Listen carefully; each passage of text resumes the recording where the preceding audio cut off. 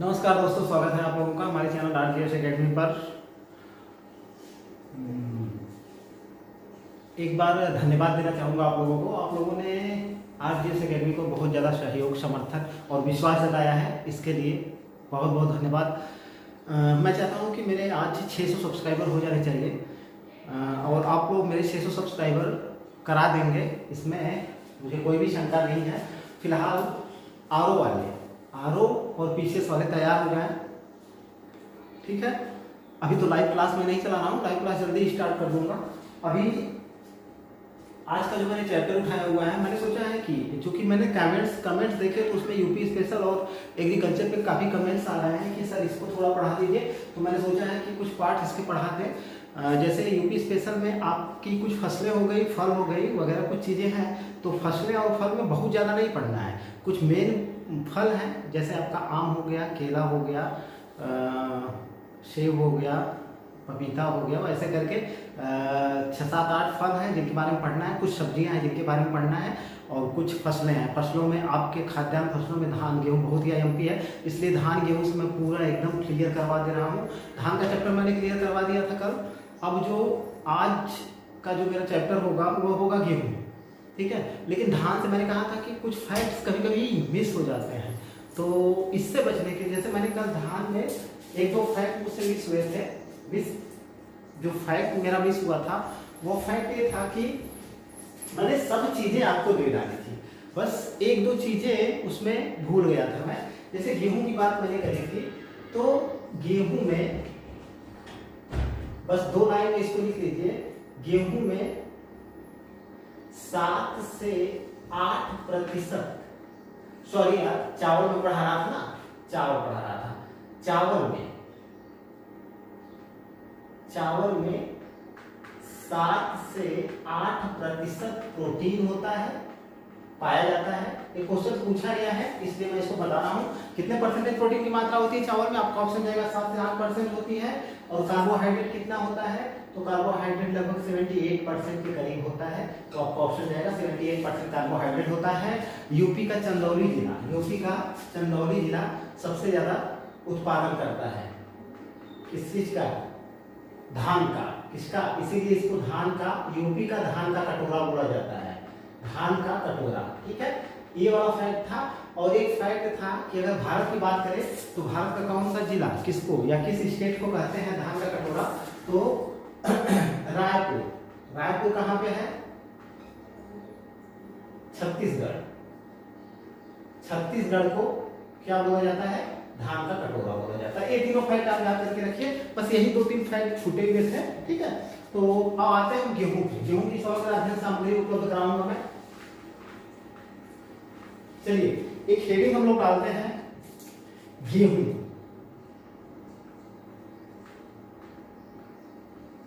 थोड़ा सा hard chapter है ये वाला। हार्ड चैप्टर का मतलब क्या है? क्योंकि सभी तथ्यों के साथ और कॉन्सेप्ट के साथ हमको खेलना है। इसलिए खेलना है क्योंकि यूपी पीसीएस देने जा रहे हैं या आरओ देने जा रहे हैं, तो इसके लिए। और मैं एग्रीकल्चर और यूपी स्पेशल पे इस समय ज़्यादा फोकस इसलिए कर रहा हूँ कि अभी जो नया सिलेबस आया है उसमें यूपी स्पेशल को एकदम अलग से कर दिया है, यानी यूपी से बहुत ज़्यादा क्वेश्चन पूछे जाएंगे। घबराइए मत, पूरा यूपी में कॉन्सेप्ट फैक्ट के साथ और ट्रिक के साथ पढ़ा दूंगा। एग्रीकल्चर भी होता है, एग्रीकल्चर पे भी लोगों ने कमेंट्स किया सर इसको पढ़ाइए, इसलिए मैं इसको पढ़ा रहा हूँ। एग्रीकल्चर में अब गेहूं पे आते हैं। गेहूं बहुत ही अहम फैक्ट है, तो पहले गेहूं से 2-4 फैक्ट हम लोग जान लेते हैं, ठीक है। पहला फैक्ट हमारा जाता है कुल इसका क्या है? तो मैंने बताया था कि जितने भी धान्य फसलें हैं सबका कुल जो है ग्रेन्यूल, ठीक है। चावल का भी था, धान का भी था, ठीक है। अब गेहूं की गुणसूत्र संख्या, यहां से क्वेश्चन पूछा गया है। गेहूं की गुणसूत्र संख्या, तो 2n=42 होता है। इसको भी आपको याद करके रखना है कि गेहूं की जो गुणसूत्र संख्या होती है 2n=42 होती है, ठीक है। अब देखते हैं कि गेहूं की बुआई के लिए सामान्यतः एक फैक्ट आपको याद करके रखना है, 2 फैक्ट आप याद करके रखो कि गेहूं ही एक ऐसी फसल है जिसकी बुआई और कटाई पूरे विश्व में सालों भर चलती रहती है। ये फैक्ट इससे सालों के लिए की है। यह एकमात्र ऐसी फसल है, यह एकमात्र ऐसी फसल है जिसकी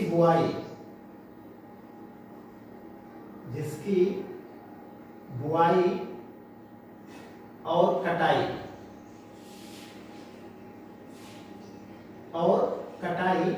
पूरे वर्ष विश्व के किसी न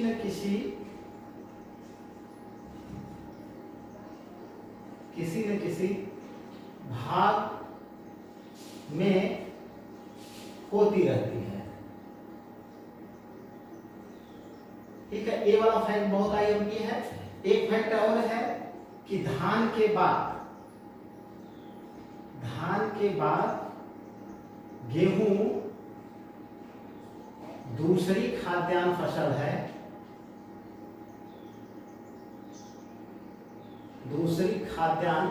है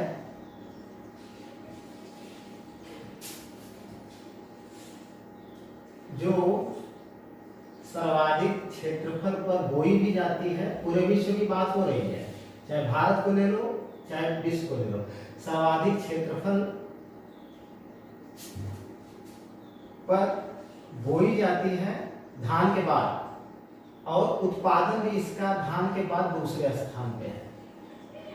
तो ये दोनों फैक्ट, क्योंकि क्वेश्चन पूछता है टीचर्स में कि भैया इनमें से कौन सा सही है या कौन सा गलत है, तो इसको आपको पता होना चाहिए।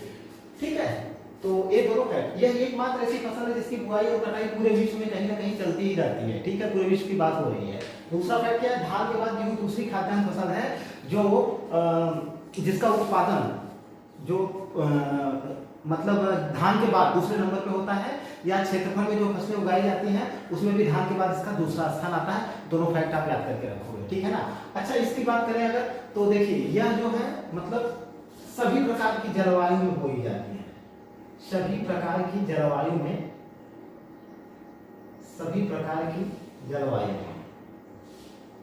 इसकी खेती सभी प्रकार की जलवायु में की जाती है, यानी कि उष्ण से लेकर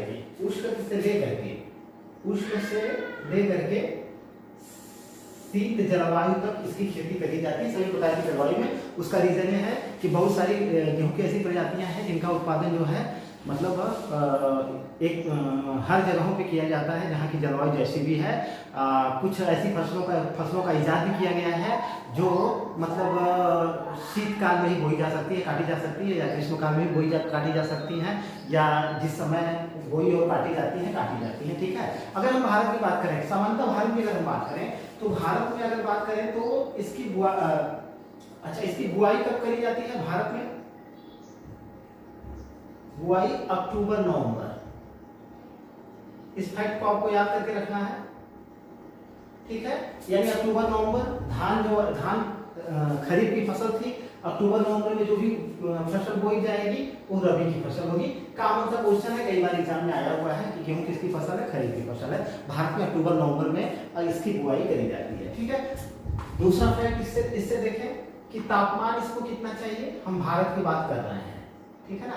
तापमान लगभग इसको चाहिए होता है 10 से 15 डिग्री सेंटीग्रेड। तापमान उत्तम माना जाता है। तापमान की बात कर लिए हम। अगर वर्षा की बात करें तो 75 से 70 सेंटीमीटर तक की बरसात इसके लिए मानी जाती है कि भैया उपयुक्त है। ठीक है, 50 से 70 सेंटीमीटर की वर्षा इसके लिए उपयुक्त मानी जाती है। गेहूं की फसल की एक सबसे बड़ी विशेषता ये भी है कि गेहूं की फसल की जो प्रथम सिंचाई करी जाती है, पीसीएम पे क्वेश्चन पूछा गया है, उसमें कई ऑप्शन दे रहे हैं, तो उसमें कल्ले निकलने की अवस्था, ताज निकलने की अवस्था, ऐसे ऐसे करके क्वेश्चन दिया रहता है। तो दो कॉन्सेप्ट यहाँ से क्लियर रखिए कि प्रथम सिंचाई ताज निकलने की अवस्था, इसको आपको याद करके रखना है। ताज निकलने की अवस्था। आपको ऑप्शन देगा इसकी सिंचाई कब करी जाती है, तो सीधे सीधे आपका ऑप्शन जाएगा तार निकलने की अवस्था में इसकी सिंचाई करी जाती है, प्रथम सिंचाई जो करी जाती है, ठीक है ना। वैसे क्या बोलते हैं गांव की भाषा में अगर करें, अगर दिन की बात करें तो ये माना जाता है कि 21 दिन या 21 से 30 दिन के अंदर इसकी सिंचाई, प्रथम सिंचाई, इसकी प्रथम सिंचाई इसके कितने दिनों के अंदर हो जानी चाहिए, ठीक है। और यही प्रथम सिंचाई जो होती है गेहूं के लिए सबसे महत्वपूर्ण होती है। अगर पूछे कि सबसे महत्वपूर्ण सिंचाई की जो अवस्था होती है गेहूं की, तो आपको ऑप्शन जाएगा तार निकलने की अवस्था में, या प्रथम जो सिंचाई होती है गेहूं के लिए सबसे महत्वपूर्ण होती है, गेहूं के लिए वरदान है, ठीक है। इतनी चीजें क्लियर हो गई होंगी आप लोगों की, ठीक है। गेहूं का गुण क्या है, आपको ऑप्शन देगा ग्रेन में, इसकी गुणसूत्र संख्या 2n बराबर 42। यह एकमात्र ऐसी फसल है जिसकी बुआई और कटाई पूरे विश्व में चलती रहती है पूरे साल भर। धान के बाद गेहूं दूसरी फसल है जिसका उत्पादन क्षेत्रफल में दूसरा स्थान है, ठीक है। ये भी बहुत आईएमपी फैक्ट है। या इसकी एक विशेषता है कि सभी प्रकार की जलवायु में उष्ण से शीत तक इसकी मतलब बुआई करी जाती है। तो अगर हम भारत की बात करें तो बुआई कब करी जाती है, अक्टूबर और नवंबर माह में, यानी ये रबी की फसल है। तापमान कितना चाहिए इसको, 10 से 15 सेंटीग्रेड तापमान अच्छा माना जाता है। वर्षा 50 से 70 सेंटीमीटर तक की, ये भारत की बात हो रही है, 50 से 70 सेंटीमीटर की वर्षा अच्छी मानी जाती है। और इसकी सिंचाई कब करी जानी चाहिए, ताज निकलने की अवस्था में। और ताज कब निकलता है, लगभग 21-20 दिन बाद, ठीक है ना। तो 21 से 30 दिन के अंदर जो सिंचाई करी जाती है, यानी प्रथम सिंचाई की अवस्था सबसे महत्वपूर्ण होती है। इसको आपको याद करके रखना है कि प्रथम सिंचाई की अवस्था गेहूं के लिए सबसे महत्वपूर्ण होती है। अगर यहीं पर गड़बड़ हो गया तो गेहूं के उत्पादन पर इसका प्रभाव पड़ेगा, ठीक है। धानों में अगर गड़बड़ी होगी तो ज्यादा दिक्कत नहीं होगी, लेकिन गेहूं में अगर गड़बड़ी होगी तो तुरंत दिक्कत हो जाएगी। चलिए इसको मिटाते हैं, आगे चलते हैं, गेहूं से और सारे तथ्य देखते हैं।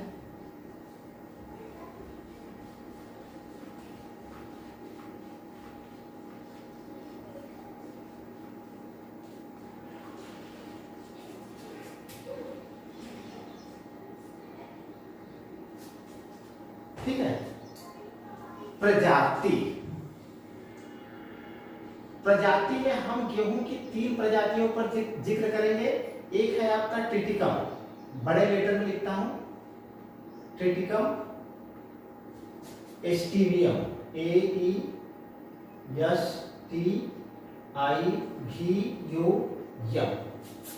एक गेहूं की एक प्रजाति है। कौन सी, ट्रिटिकम एस्टिवियम, किसकी प्रजाति है, गेहूं की प्रजाति है। आपको इसको याद करके रखना पड़ेगा, गेहूं की प्रजाति ट्रिटिकम एस्टिवियम। अब इसके बारे में आगे भी चलेंगे।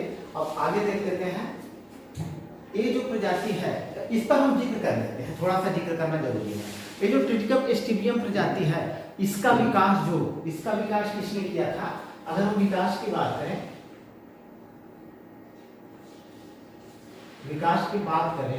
विकास तो आपने एक नाम सुना होगा, नॉर्मन ई बोरलॉग। इस प्रजाति का विकास का श्रेय किसको जाता है, नॉर्मन ई बोरलॉग, ठीक है ना। इन्होंने इसका विकास कहां किया था, ये भी क्वेश्चन आता है, मैक्सिको में, ठीक है। और एक क्वेश्चन ये भी आता है कि नॉर्मन ई बोरलॉग की नागरिकता क्या थी, क्योंकि नॉर्मन ई बोरलॉग ने इसका विकास मैक्सिको में किया था, लेकिन क्वेश्चन आया हुआ है, कंफ्यूजन हो जाता है उसमें, मैक्सिको और अमेरिका दोनों दे देता है। तो इनकी जो नागरिकता की अगर बात करें कि नॉर्मन ई बोरलॉग की नागरिकता क्या थी, तो आपका ऑप्शन जाएगा भैया अमेरिका के निवासी थे, लेकिन इन्होंने मैक्सिको में जाकर के ट्रिटिकम एस्टिवियम नामक गेहूं का विकास किया था। और इसकी सबसे बड़ी विशेषता क्या है कि ये जो प्रजाति है ट्रिटिकम एस्टिवियम जो प्रजाति है, इसकी वर्तमान समय में, अगर वर्तमान समय की बात करी जाए, वर्तमान समय में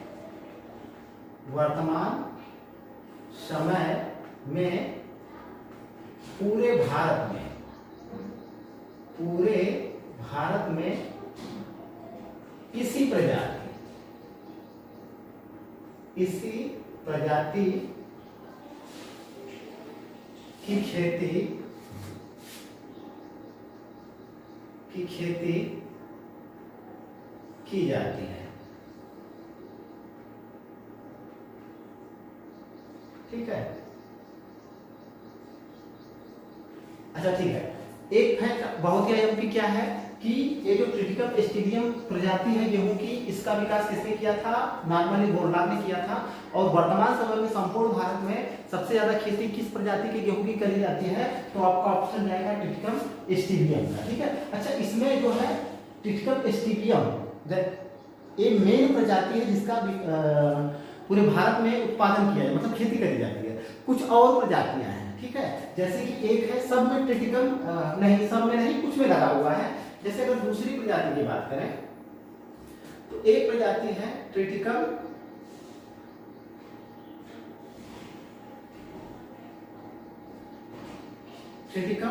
कॉम्पैक्टम,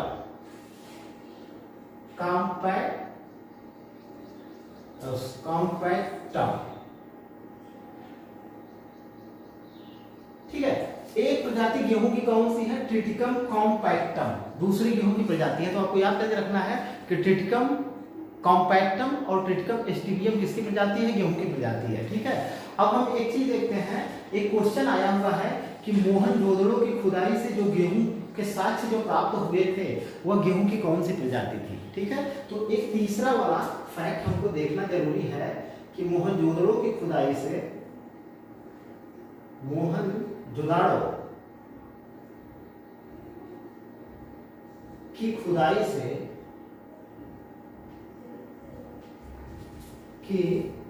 से प्राप्त गेहूं की प्रजाति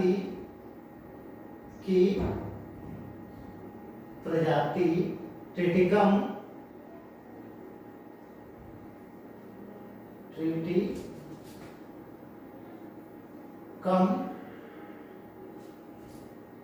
स्फेरिफोकस, इसको अंग्रेजी में लिख रहा हूं स्फेरिफोकस।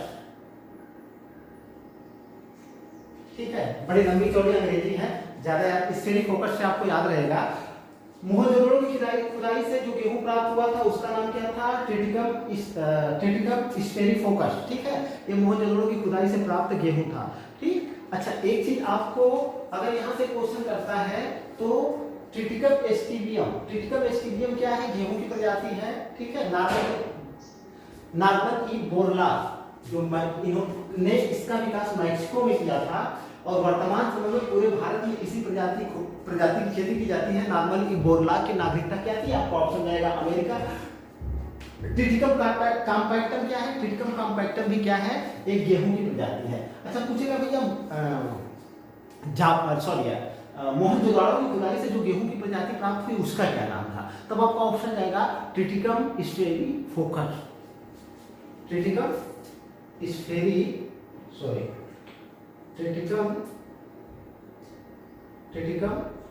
स्फेरिफोकस।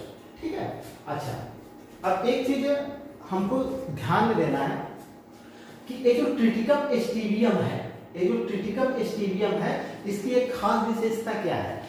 आप लोग पता है ना कि इनको हरित क्रांति का जनक भी बोला जाता है। किनको? नॉर्मन बोरलॉग को क्या कहा जाता है? हरित क्रांति का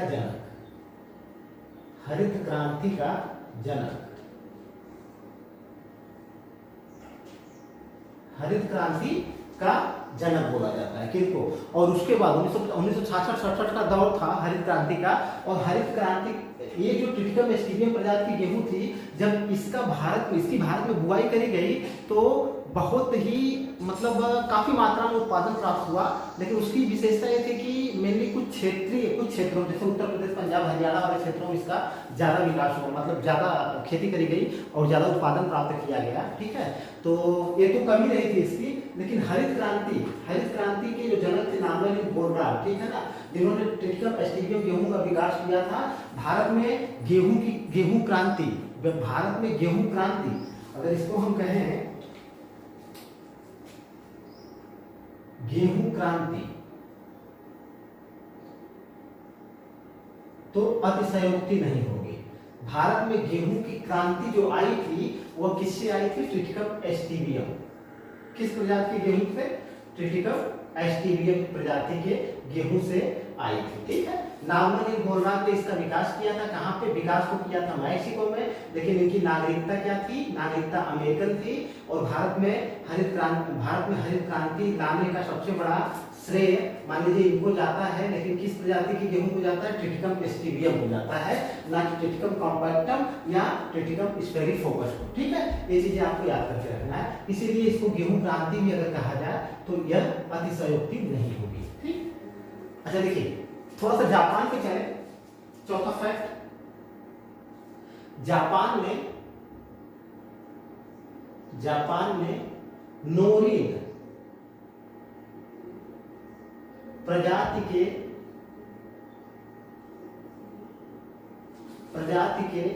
गेहूं का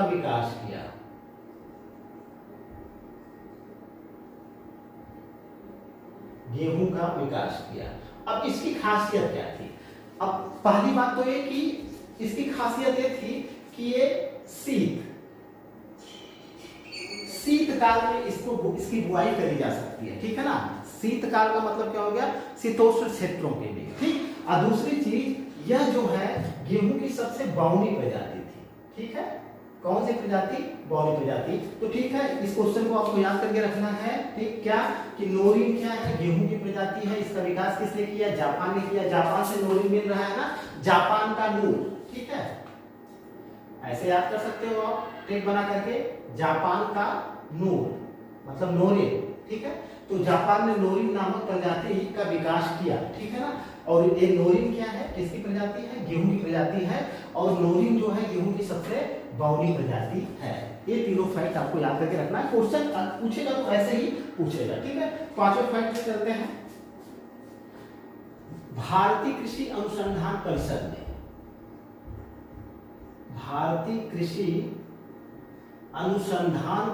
ने जिसका मुख्यालय दिल्ली में है, मैंने बता दिया है। इसका मुख्यालय कहाँ पे है? नहीं, दिल्ली में। क्वेश्चन आया हुआ है, ट्रेडिशनल क्वेश्चन है, वन लाइनर क्वेश्चन है, कई बार वनडे एग्जाम तक में पूछा है। पीसीएसआरओ की बात छोड़ दीजिए, वहां पर भी पूछा है। भारतीय कृषि अनुसंधान परिषद ने गेहूं की कुछ प्रजातियों का विकास किया था। ये जो प्रजातियां विकसित की गई थी, यहाँ से क्वेश्चन आया हुआ है और ये प्रजातियां आपको भूलना नहीं है। जैसे कौन कौन सी प्रजातियां हैं? एक है लर्मा रोजो।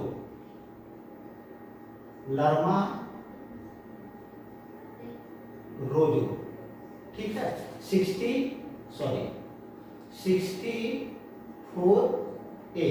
ठीक है, एक है सोनारा। इस ए है 64। ठीक है, इसका जो है भारतीय कृषि अनुसंधान परिषद ने गेहूं की दो प्रजातियां आपको याद करके रखना है। कौन कौन सी? एक लर्मा रोजो 64 है और एक सोनारा 64। आपको याद करके रखना है। लर्मा रोजो और सोनारा 64 किसकी प्रजाति है? गेहूं की प्रजाति है। और किसने विकास किया है? भारतीय कृषि अनुसंधान परिषद ने विकास किया है। और समय क्या था? ये भी 1965 का ही समय था। 1965 का ही समय था। मतलब लर्मा रोजो और सोनारा 64 इन दोनों की विकास 1965 में किया गया और इनकी खेती 1965 के दौर में ही शुरू कर दी गई थी। खेती शुरू की गई थी कब? 1965 में। ठीक है, और एक चीज और है, ये जो लर्मा रोजो 64 और सोनारा 64, ठीक है, ट्रिटिकम स्टीवियम ने तो हरित क्रांति में प्रभाव डाला ही डाला, लेकिन लर्मा रोजो और 64A ने, लर्मा रोजो और सोनारा 64 ने हरित क्रांति में बहुत बड़ी भूमिका निभाई थी। हरित क्रांति में बहुत बड़ी भूमिका अदा करी।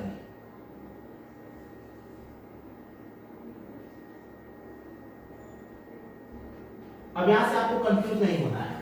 कंफ्यूज क्या नहीं होना है कि एक चीज आप लोग याद रखिए, ये जो ट्रिटिकम स्टीवियम है इसका विकास मान लीजिए पूरे भारत में इसकी खेती करी जाती है और नॉर्मन ई बोरलाग जी ने इसका विकास किया था मैक्सिको में, जिनकी नागरिकता अमेरिकन थी। ठीक है, और इसका जो है इसका भी आयात भारत में किया गया और पूरे भारत में इसकी खेती करी जाती है और हरित क्रांति पे इसका अच्छा खासा असर पड़ा था, ठीक है, और इसको गेहूं क्रांति की संज्ञा दी जाती है। लेकिन भारतीय कृषि अनुसंधान परिषद ने नरमा रोजो 64 और सोनारा 64 का जो 1965, देखिए 1965 का दौर है, 1965 1966 में हरित क्रांति आई थी, तो 1965 में जब इसकी खेती शुरू करी गई तो इसने भी हरित क्रांति में बहुत बड़ा योगदान दिया था। किसपे? हरित क्रांति में बहुत बड़ा योगदान दिया था। तो अगर क्वेश्चन यहाँ से करते कि हरित क्रांति में महत्वपूर्ण भूमिका अदा करी थी किस किस्म ने, या किसकी महत्वपूर्ण भूमिका थी, अगर आपके ऑप्शन में नरमा रोजो और सोनारा 64 है तो आप ऑप्शन में आराम से मार करके चले आओगे। और नरमा रोजो 64 है और सोनारा 64 किसकी खेती है, किसकी किस्म है, तो आपका ऑप्शन जाएगा कि गेहूं की किस्म है। और इसका विकास किसने किया? भारतीय कृषि अनुसंधान परिषद ने किया था। और इसकी खेती कब शुरू हुई? 1965 में। चलिए इतने फैक्ट क्लियर हो गए, इतने फैक्ट आपको याद करके रखना है। और मोहनजोदड़ो से जो गेहूं प्राप्त हुआ है वो किस प्रजाति का था? ट्रिटिकम स्टेरिफोकस, ठीक है।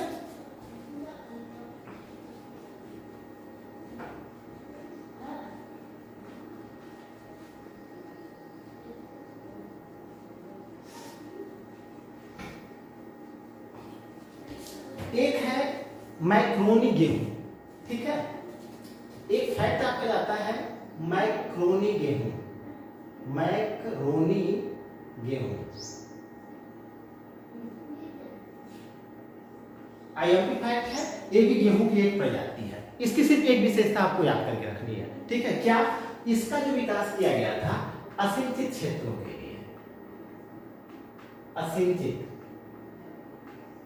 क्षेत्रों के लिए, असिंचित क्षेत्रों के लिए किसका विकास किया गया था? तो आपका ऑप्शन जाएगा ये जो मैक्रोनी गेहूं है, असिंचित मतलब भाई जहां पे सिंचाई की सुविधा उपलब्ध नहीं है उसके लिए इसका विकास किया गया है। इसकी कुछ और भी विशेषताएं हैं। इसकी क्या विशेषता है? इसकी विशेषता की अगर बात करें तो ये जो मैक्रोनी गेहूं है इसे दो अन्य नामों से भी जाना जाता है। इसके अन्य नाम क्या है? अन्य नाम, अच्छा इसका अंग्रेजी नाम यार भूल गया मैं। इसका अंग्रेजी नाम है ट्रिटिकम ड्यूरम, तो टी ड्यूरम, ठीक है। तो टी ड्यूरम क्या है? मैक्रोनी गेहूं, ठीक है, या ट्रिटिकम ड्यूरम मैक्रोनी गेहूं। और असिंचित क्षेत्रों के लिए इसके अन्य नाम है सख्त गेहूं, सख्त गेहूं, या इसको कहा जाता है दो नाम कठिया गेहूं, कठिया गेहूं, ठीक है। अब बहुत आए फैक्ट, एक फैक्ट और आपको बताता हूं, यहां से क्वेश्चन जहां से आते हैं, ये गेहूं की जो प्रजाति टी ड्यूरम या मैक्रोनी, इस गेहूं की प्रजाति से ही सूजी जो हम लोग यूज करते हैं, खाते हैं, सेवई, ठीक है, वर्मिसेला, बिस्किट आदि बनाए जाते हैं। आईएमपी फैक्ट है।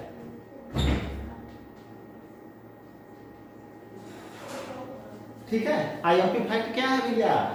मैक्रोनी गेहूं का विकास किसके लिए किया गया? सिंचित क्षेत्रों के लिए, ठीक है। इसका अंग्रेजी नाम क्या है? टी ड्यूरम है, ठीक है। अगला पॉइंट क्या जाता है? इसको अन्य किन दो नामों से जाना जाता है? सख्त गेहूं या कठिया गेहूं। और यही गेहूं की प्रजाति ऐसी है जिससे सूजी, सेवई, वर्मिसेला और बिस्कुट बनाए जाते हैं, ठीक है। मतलब किस प्रजाति से बनाए जाते हैं? मैक्रोनी गेहूं की प्रजाति से बनाए जाते हैं। एक है आपका दूसरा ईमर गेहूं, ईमर गेहूं, ठीक है। ये भी गेहूं की एक प्रजाति है। इसमें सिर्फ एक चीज आपको याद करके रखना है, क्या कि ये मेनली जो है दक्षिण भारत में उगाई जाती है। ये मेनली जो है कहां पे? दक्षिण भारत में बोई जाती है।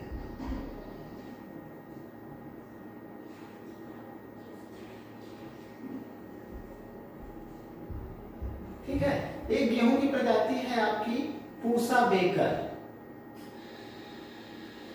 पूसा बेकर। इसका विकास किया गया पहाड़ी क्षेत्रों के लिए, पहाड़ी क्षेत्रों के लिए।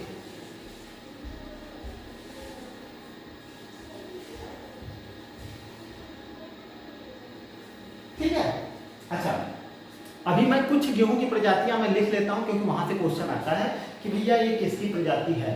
तो देखिए प्रजातियां तो इतनी ज़्यादा हैं और गेहूं में तो बहुत सारे हैं, तो लगभग कम से कम मैं 10 से 15 प्रजातियां आपको बताने जा रहा हूँ गेहूं की किस्में, ठीक है, किस्म मैं बताने जा रहा हूँ।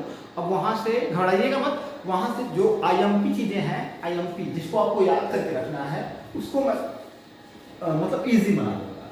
जैसे अब हम थोड़ा सा चलेंगे किस्मों की तरफ, गेहूं की किस्मों की तरफ, ठीक है। तो किस्में बहुत हैं। पूषा बेकर तो आपने देख ही लिया है, अभी इस पे चलेंगे, ठीक है, एक बार और दोहराएंगे इसको। तो गेहूं की बहुत किस्में हैं। एक है पूषा सुकेती, ठीक है। एक है, देखिए इसमें भी पूषा लगा हुआ है, पूषा प्राची, इसमें भी पूषा लगा हुआ है। एक है पूषा बेसन, मतलब एनी बेसन के नाम से इनको याद करके रखिए आप, पूषा बेसन। एक है पूषा बहार, पूषा बहार। एक है कंचन, ठीक है। एक है मलेश्वरी,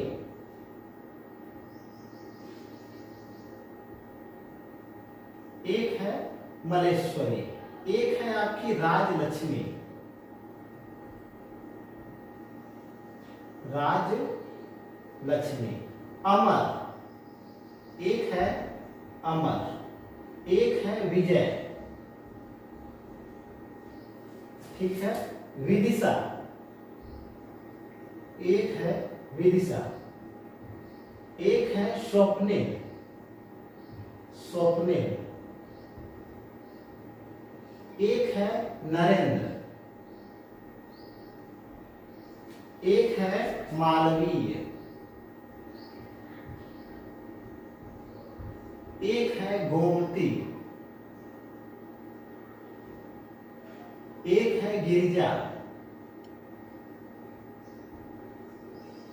एक है प्रताप। एक है मालवीय। एक है जयराज। एक है शालीमार।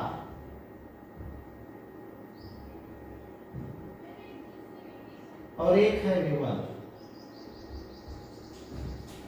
अभी भी हैं, लेकिन डोंट वरी, चिंता करने की कोई जरूरत नहीं है। इतने मैंने बताए हैं, तो भाई क्योंकि PCS और RO देना है, तो अब क्वेश्चन कहाँ से कर देगा किसी को नहीं पता है। लेकिन एक चीज आप लोग कंफर्म करके रखिए, जो मैंने पीछे बताया है ट्रिटिकम स्टीबियम, ठीक है, या मैंने जो ये मैक्रोनी गेहूं बताया है, ठीक है, ये जो मैक्रोनी गेहूं जो बताया है, इसको आपको याद करके रखना। एक बार दोहराते हैं, इसको कायदे से पढ़ते हैं।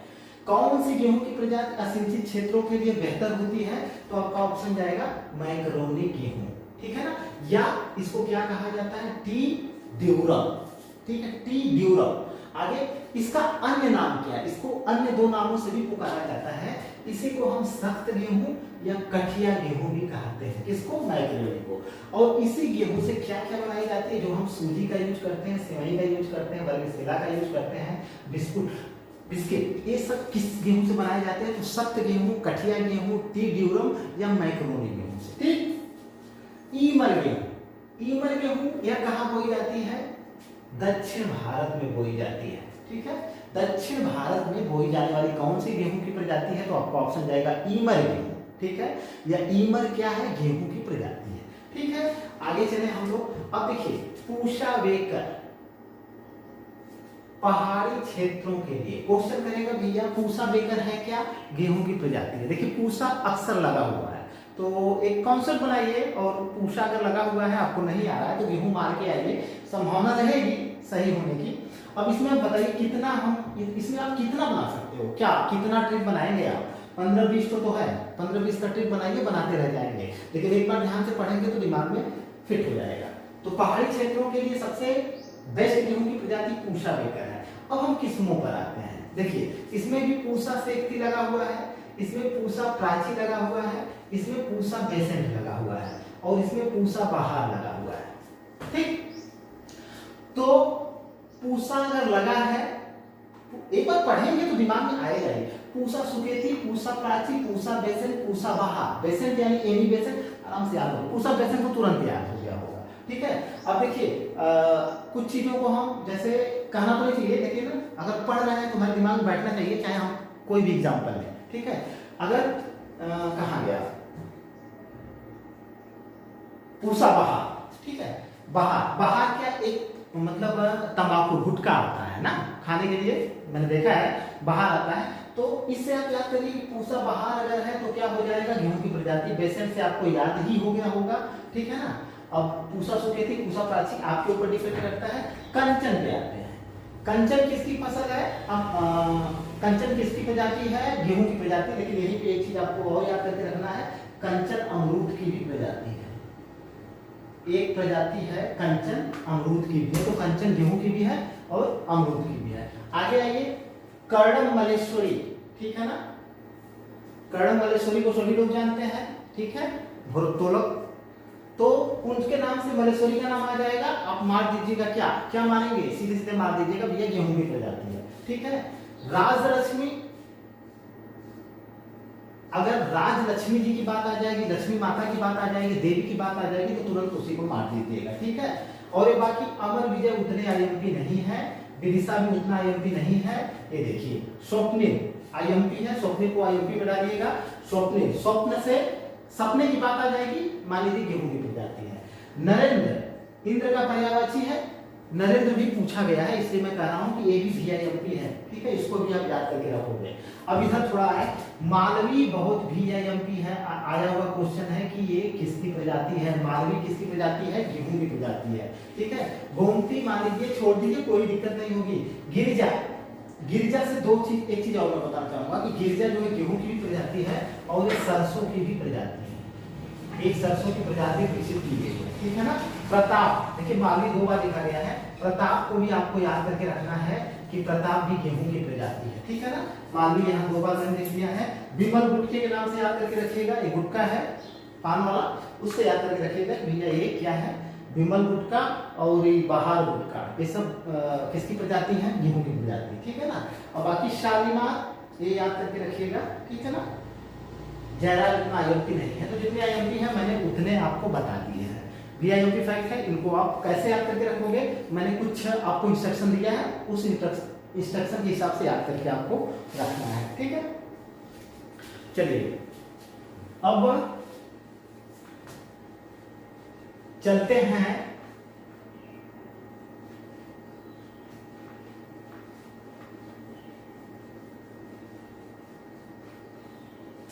चिंता करने की कोई जरूरत नहीं है। देखिए गेहूं में, धान में, मक्के में, ठीक है, गन्ने में, ठीक, और ये 4-5 ऐसी फसलें हैं जिसमें थोड़ा फैक्ट आपको ज्यादा मिलेंगे। बाकी तो 4-5 लाइन के हैं, कोई दिक्कत नहीं होगी, आराम से एकदम आराम से तैयार हो जाएगा। थोड़ा सा नकदी फसलों में जाएंगे हम, चाय, कहवा, कॉफी, अरे चाय, कहवा और कपास वपास पढ़ेंगे तो वहाँ से थोड़ा सा फैक्ट आपको पढ़ना पड़ेगा। नारियल जो है तो उसको भी मैं क्लियर करा दूंगा 2 क्लास में, वहाँ से बहुत फैक्ट नहीं है, बहुत हल्के हल्के फैक्ट हैं, ठीक। तो किसमें हमने देख ली है, अब हम क्या देखेंगे, अब हम देखेंगे, हाँ अब चलते हैं गेहूं में लगने वाले रोगों की तरफ। कहाँ चलेंगे, जो कि एग्जाम के दृष्टिकोण से VIMP है, गेहूं में लगने वाले रोगों की तरफ। अब देखिए एक बहुत ही IMP रोग है करनाल बंट।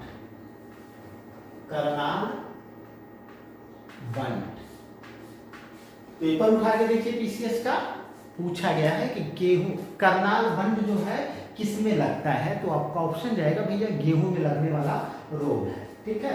एक है अनावृत कंडुआ, अनावृत कंडुआ,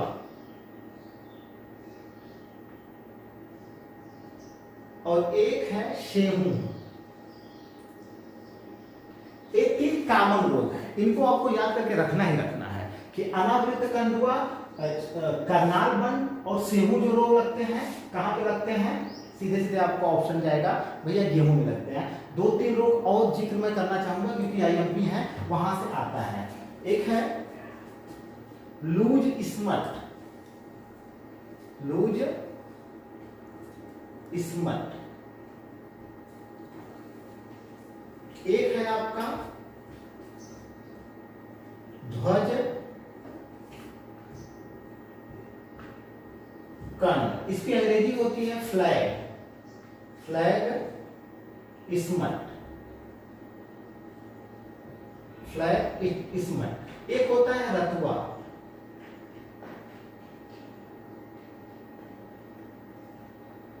ठीक है। एक होता है पर्ण झुलसा, पर्ण झुलसा। इसी रतुआ को गेरुई भी कहा जाता है, ठीक है। गेरुई कहिए या रतुआ कहिए। ये है आईएमपी यहाँ पे लगने वाले रोग, ठीक है। अभी हम क्लियर करते हैं। चलिए थोड़ा कीट पर देख लें, कीट इसके कौन कौन से हैं, ठीक है। तो इसका कीट जो होता है वह है पीला किट्टू, पीला किट्टू, काला, काला किट्टू, और एक है भूरा किट्टू, भूरा किट्टू, ठीक है। इसके एक कीट है, इसके मेनली कीट है। चलिए इसको कंफर्म कर लेते हैं। अभी आपको याद करके क्या रखना है, ठीक है। करनाल बंट VIMP है, याद करके रखना है। गेहूं का रोग है, अनावृत कंडुका VIMP है, गेहूं का रोग है। इन दोनों को तो आपको सपने में भी नहीं भूलना है, सेहू को सपने में नहीं भूलना है, तीन को, ठीक है ना। ये रतुआ या गेरुई को आपको सपने में भी नहीं भूलना है, ठीक है। ये चार रोग आपको एकदम भूलना नहीं है। और रोग हैं ध्वजकंड जिसको कहते हैं, या स्मट, फ्लग स्मट कहते हैं, ठीक है। फ्लैग ध्वजकंड किस में लगता है, तो गेहूं में लगता है। लूज स्मट, स्टम लिख दिया हूं, सॉरी, लूज स्मट, ठीक है। लूज स्मट किस में लगता है, गेहूं में लगता है। एक पर्ण झुलसा, पर्ण झुलसा किस में लगता है, गेहूं में लगता है। तो आपके लिए आईएमपी कौन कौन से हैं, देखिए सेहू है, अनावृत कंडुआ है, करनाल बंट है, ये रतुआ या गेरुई है। ये चार बहुत ही VIMP, आपको इसको भूलना नहीं है। किट्टू से आप जोड़ लीजिए, किट्टू में कौन कौन से किट्टू, अब इसमें तो पूछ देगा भूरा किट्टू, काला किट्टू, पीला किट्टू। अब उसमें अगर ऑप्शन दे दिया नीला किट्टू या हरा किट्टू तो गलत हो जाएगा। आपको रंग से याद करके रखना है, पीला, काला और भूरा, यानी पीला किट्टू, भूरा किट्टू और काला किट्टू। ये जो कीट है किसमें लगते हैं, गेहूं में लगते हैं, ठीक है। अब चलिए हम लोग चलते हैं सीधे जो जहां से बहुत ही आईएमपी मतलब बार एग्जाम में पूछे जाते हैं, पूरे विश्व के उत्पादन से लेकर के भारत के उत्पादन में, ठीक है। तो सबसे पहले हम विश्व की तरफ चले। अगर हम विश्व की तरफ चलते हैं, विश्व उत्पादन की अगर बात करें, ठीक है। अगर हम विश्व उत्पादन की बात करें तो विश्व में सबसे ज्यादा उत्पादन कौन करता है, तो विश्व में सबसे ज्यादा उत्पादन करने वाला देश है आपका चीन। हाँ, सबसे ज्यादा उत्पादन चीन करता है। फिर इसके बाद दूसरे नंबर पे हमारा भारत है और तीसरे नंबर पे हमारा अमेरिका है, ठीक है। क्षेत्रफल की अगर हम बात करें, पूरे विश्व की बात हो रही है, तो क्षेत्रफल में चीन जो है भारत चीन को पीछे छोड़ता है। अब नंबर 1 में भारत आ जाएगा, नंबर 2 में चीन आ जाएगा और नंबर 3 में USA, अमेरिका है ही है, ठीक है। अमेरिका है ही है। अगर हम उत्पादकता की बात करें विश्व में, यानी प्रति हेक्टेयर उत्पादकता की बात करें, तो यूनाइटेड किंगडम, यूके, इसको यूके कहते हैं, पहले स्थान पे आ जाएगा और फ्रांस जो है दूसरे स्थान पर आ जाएगा, ठीक है। अब थोड़ा सा अपने भारत में चले, भारत में भी क्लियर करते हैं। भारत में उत्पादन देखा जाए कहां पे सबसे ज्यादा होता है, गेहूं का, तो उत्पादन में आपका उत्तर प्रदेश पहले स्थान पे,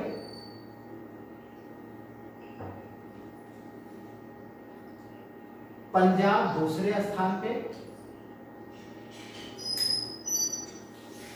मध्य प्रदेश तीसरे स्थान पे, मध्य प्रदेश तीसरे स्थान पे। अब क्षेत्रफल की अगर बात कर लें तो क्षेत्रफल में वही उत्तर प्रदेश ही पहले स्थान पे है। अब यहाँ पे थोड़ा सा क्रम उल्टा थोड़ा सा होगा। क्षेत्रफल में उत्पादन में पंजाब दूसरे स्थान पे था, तीसरे स्थान पे मध्य प्रदेश था। अब मध्य प्रदेश क्षेत्रफल में दूसरे स्थान पे आ जाएगा, मध्य प्रदेश क्षेत्रफल में दूसरे स्थान पे आ जाएगा, और पंजाब जो है क्षेत्रफल में तीसरे स्थान पे चला जाएगा। अब उत्पादकता की बात कर लें,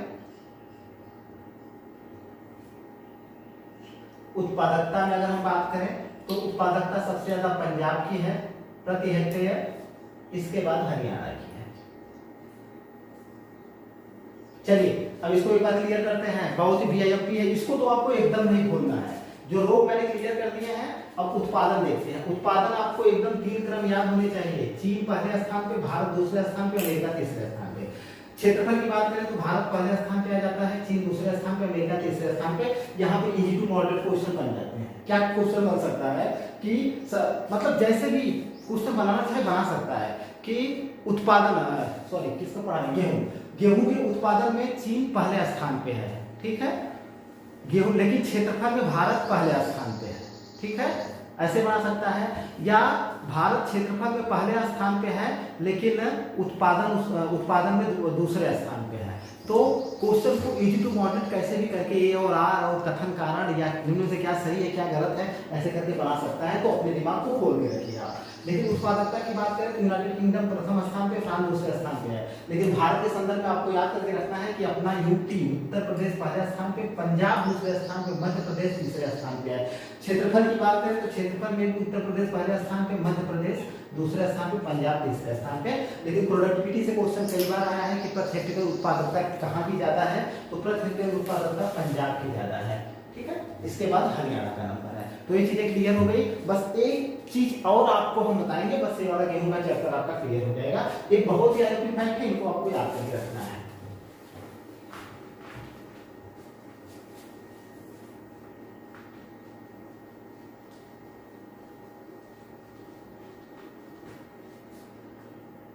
देखिए फेलेरस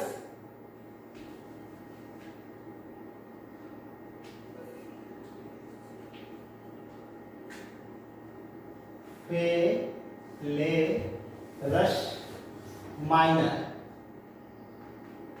ये क्या है, एक खरपतवार है, खरपतवार है। ये गेहूं का मुख्य खरपतवार है, ठीक है ना, जो गेहूं को नुकसान पहुंचाता है। और इसको जो है क्या कहा जाता है, गेहूं का मामा, मतलब गेहूं के भी मामा हो गए, गेहूं का मामा, ठीक है। किसको कहा जाता है, फेलेरस माइनर को।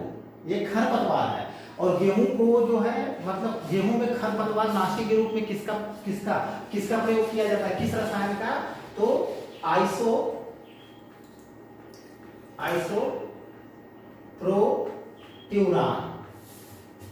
आपको इसको भी याद करके रखना है। आइसोप्रोट्यूरान क्या है, खरपतवार नाशी है, खरपतवार नाशी, ठीक है। बहुत ही अहम की चीज है, इसलिए इसको मैं बता रहा हूं।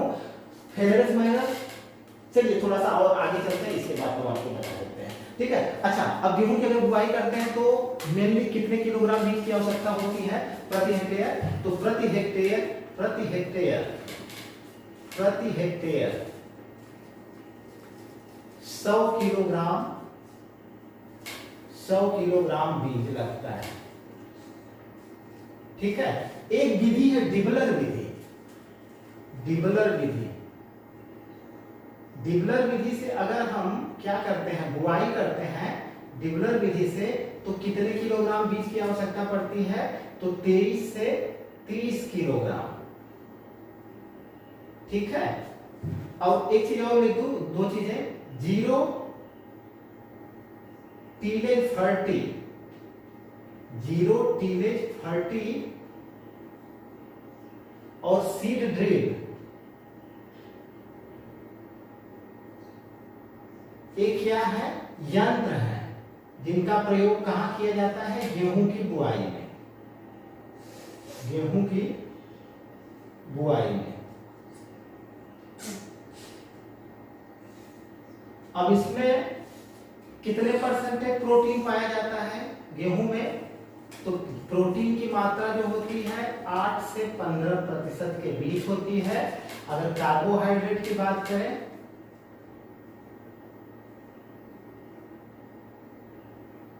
कार्बोहाइड्रेट की अगर बात किया जाए तो लगभग 65 से 70% तक कार्बोहाइड्रेट पाया जाता है। गेहूं के प्रोटीन को क्या कहा जाता है, गेहूं का प्रोटीन जो होता है, गेहूं का प्रोटीन क्या होता है, VIMP, ग्लूटीन, ग्लूटीन। अगर गेहूं में विटामिन की बात करें तो इसमें कौन कौन से विटामिन मेनली पाए जाते हैं, विटामिन पाए जाते हैं बी वर्ग के विटामिन B1, B2, B6 और विटामिन E पाए जाते हैं।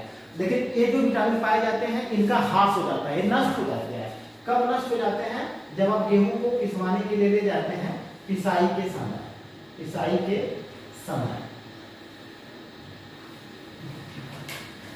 पूरे विश्व में अगर बात की जाए भारत कितना उत्पादन करता है गेहूं का, तो लगभग जो है पूरे विश्व का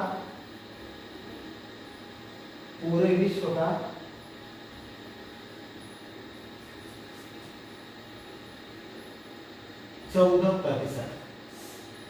ठीक है, चलिए इतनी चीजें क्लियर हो गई। ठीक है, अब गेहूं को हम थोड़ा सा 2-3 चीजें और लेकर के इसको हम समाप्त कर देंगे। वर्ल्ड में चलते हैं, वर्ल्ड में चलते हैं। वर्ल्ड में कहाँ चलेंगे, वर्ल्ड में दो तीन एरिया हैं जो बहुत ही फेमस है। एक स्टेपीज वाला एरिया है और एक प्रेरीज वाला एरिया है। तो जो रूस का साइबेरिया,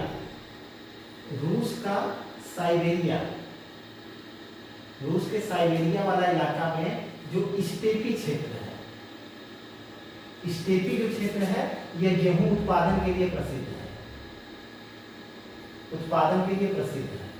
ठीक है, और एक है आपका प्रेरीज, ठीक है, USA वाला इलाका। ठीक है, ये भी किसके लिए फेमस है, गेहूं के उत्पादन के लिए फेमस है।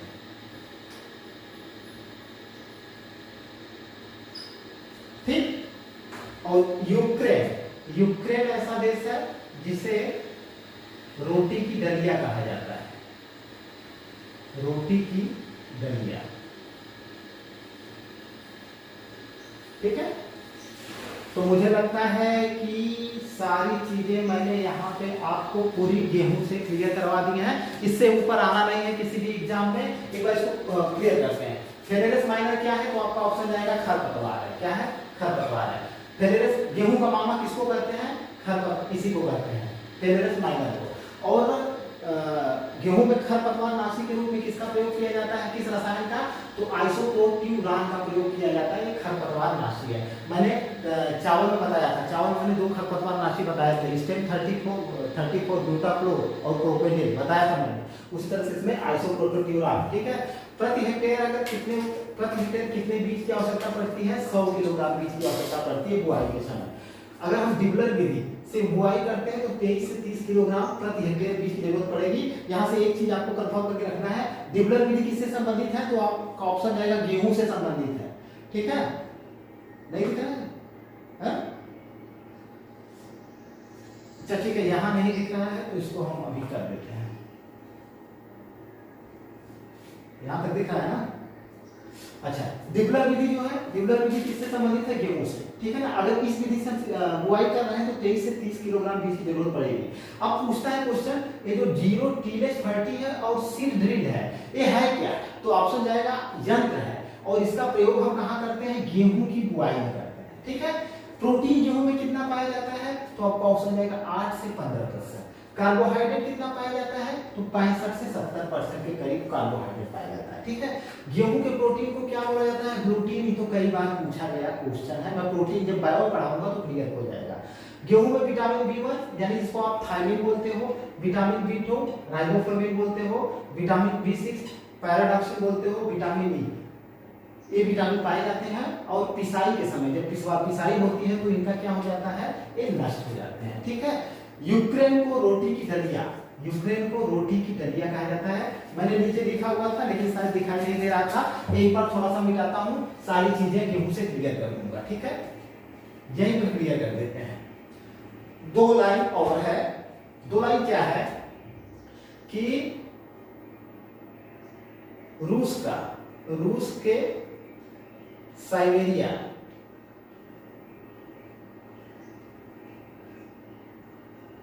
स्टेपी क्षेत्र, ठीक है ना, गेहूं उत्पादन के लिए फेमस है। ठीक है। और यूएसए का प्रेरी क्षेत्र किसके लिए फेमस है, गेहूं के लिए, गेहूं उत्पादन के लिए। तो क्वेश्चन करेगा कि प्रेरी क्षेत्र किसके लिए फेमस है, तो आपका ऑप्शन जाएगा भैया गेहूं के लिए फेमस है। प्रेरी क्या है, सबसे ज्यादा प्रेरी क्षेत्र जो है गेहूं उत्पादन के लिए फेमस है। स्टेपी भी है लेकिन प्रेरी से कम महत्वपूर्ण है, स्टेपी में इससे कम उत्पादन होता है। ठीक है। प्रेरी गेहूं उत्पादन के लिए फेमस है, स्टेपी जो है गेहूं उत्पादन के लिए फेमस है, और यूक्रेन को रोटी की दलिया कहा जाता है। ठीक है। तो एग्रीकल्चर की गेहूं की एक संपूर्ण क्लास मैंने यहाँ पे समाप्त कर दी है। इससे ऊपर कहीं से कुछ नहीं आना जाना है।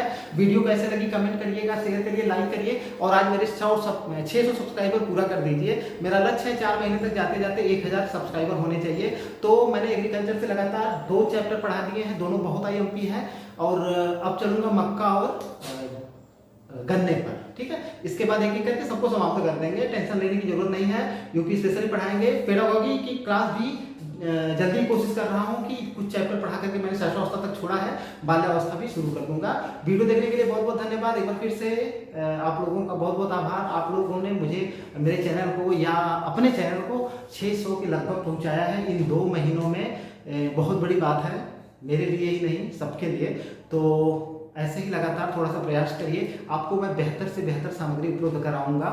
PCS RO PCS तो नज़दीक है, RO के लिए जो तैयारी करने वाले, जो तैयारी करना स्टार्ट कर दिए हैं या नहीं किए हैं तो कर दीजिए, जल्दी ही वैकेंसी आने वाली है और अच्छी खासी वैकेंसी आएगी। तो पूरा GS मैं 4-5 महीने में पूरा RO का सिलेबस कंप्लीट करा दूंगा। ठीक है। और ऑनलाइन क्लासेस भी चलाऊंगा। वीडियो देखने के लिए बहुत बहुत धन्यवाद।